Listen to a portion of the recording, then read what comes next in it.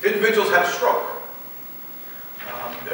the medication of choice is called TPA. It's $1,000 a dose.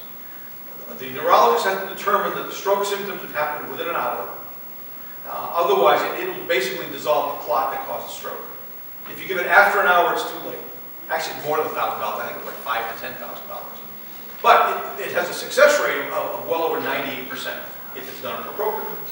So what they've been doing is Mass General, for example, their neurologist would, an emergency room would call and say, we've got a stroke patient here.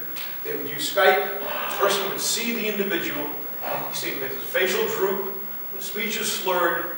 Yes, give the TPA, and it works. Okay, what this telemedicine service would say is that that physician can bill, and can bill for basically what it would cost if he were physically there. And it actually can reduce cost and improve quality for healthcare. So, I've done that. I'm also interested in dental. I co-chair the Oral Health Caucus. So I've got an issue with licensing of dentists. I think about trying to restore mass health. I also work a lot on issues regarding regional rural schools, which are really in a place right now that I think we have to question whether they're going to be viable in the future for many of our communities. And I say that because most of our schools are facing declining enrollment. And that's actually a trend nationally. It's certainly a trend in Massachusetts. Our total statewide student population has been pretty flat for the past decade or 15 years. About 1 million students. It hasn't been growing. Some parts of the Commonwealth have been growing, but not in our region.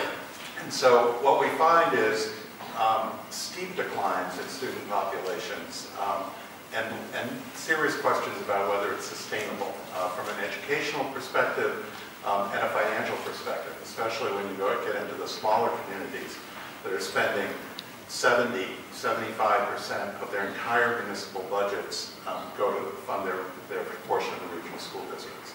So many regional school districts are taking a really deep dive into this now, and they're going to need some serious support from us and state government in order to ensure that we're not having to bus children, transport them for an hour or an hour and a half to get to more populated areas. We have to sustain rural schools because they mean so much to the lifeblood of a community to have a school in a community or nearby in a neighboring town.